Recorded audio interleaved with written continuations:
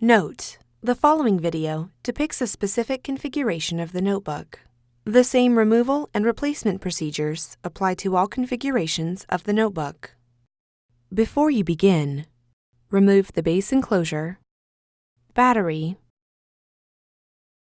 wireless module, fan, RJ45 door, subwoofer, display panel assembly, and system board. Removal: remove the 3mm P1 Phillips-head screw that secures the power connector bracket to the top cover.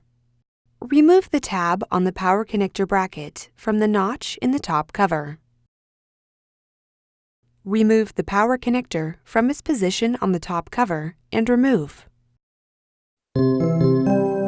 Replacement: place the power connector into position on the top cover.